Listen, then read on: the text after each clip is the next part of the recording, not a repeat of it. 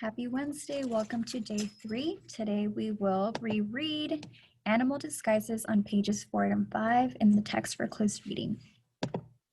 Our directions for today are to reread Animal Disguises and look at the photographs. So today we're going to be analyzing graphic features, and the graphic feature that we are going to be paying special attention to are all the photographs. Okay, so as we reread and look at the photographs, we need to answer the questions on this chart. What do you see in the photographs, and how do the photographs support your understanding of the text? So as you can see on our chart, we have the photographs that we're going to look at on page 4 and page 5. We're going to look at a butterfly, an insect, a polar bear, a stonefish, and a lizard. In the middle column, we need to write what the photo illustrates. So what do we see in the picture? And on the far right, we need to answer how the photo supports our understanding of the text. Okay, so let's go ahead and open up our books to page 4 and page 5. I'm going to need you to follow along with me as we reread and look at the photographs. So here we are, page 4, page 5, Animal Disguises. And before I start reading, I want you to think about this proverb. Have you heard the proverb, "A picture is worth 1,000 words"? What does that mean? Well, that means that photographs or pictures can convey meanings more effectively than actual words can. So just by looking at a picture, we can get a better understanding sometimes than we would by reading certain things or someone explaining in their words what something is.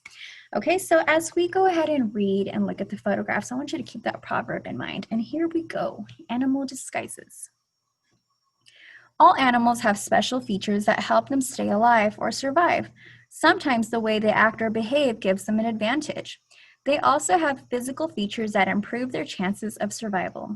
For example, animals that hunt for their food are called predators. The animals these predators hunt are called prey. Both predators and prey have traits that help them hide from one another. How do they do it?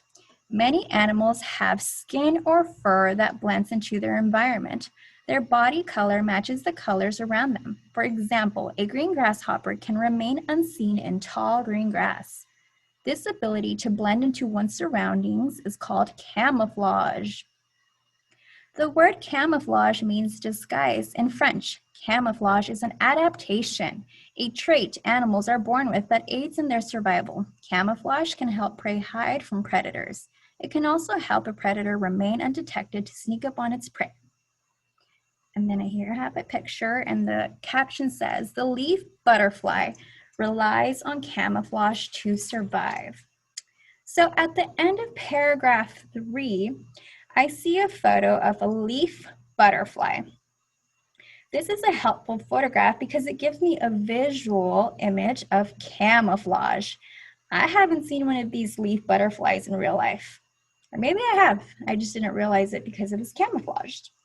So this is a good example of how animals' camouflage helps protect it. The picture helps demonstrate the meaning of camouflage. So if I go back to my chart, I'm going to answer the question, what does the photo illustrate?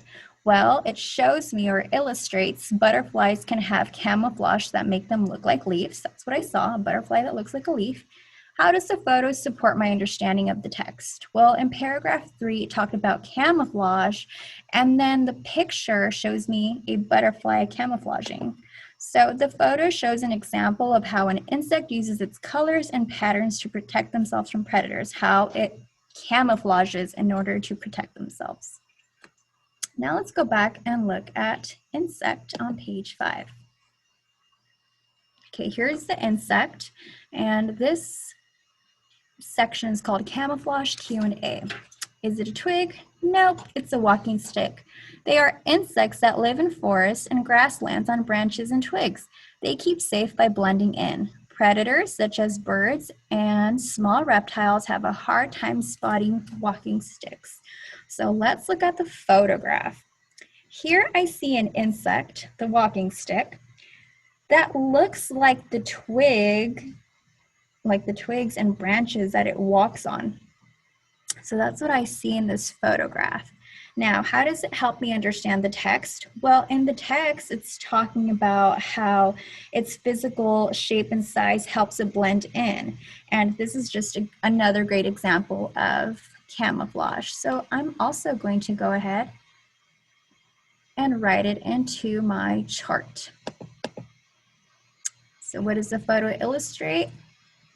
It illustrates an insect that looks like a twig and the branches it walks on. And how does this support my understanding? Well, this insect's physical shape and size help it blend in. This is another good example of camouflage. Okay, now let's go back and read the section about polar bears. Is it a giant snowball? No, it's a polar bear. They live in the frigid, cold Arctic. Their white fur blends with the snow and ice. From a distance, it is difficult for other animals to see the bears. This helps the bears hunt too. So looking at the photograph, I see the polar bear lying on the snow. I see that its fur helps it blend in with the snow. It's the same color, so it's easily able to blend in.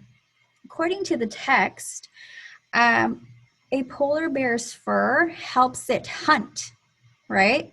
Because of its fur, it is able to remain unseen by its prey. So I am going to go ahead and fill out my chart once more. Okay, so now let's fill out our chart. What did we see in the picture? And the picture's actually right here. Well, we saw the polar bear blending in with the snow and the ice. How does the photograph help me understand the text better?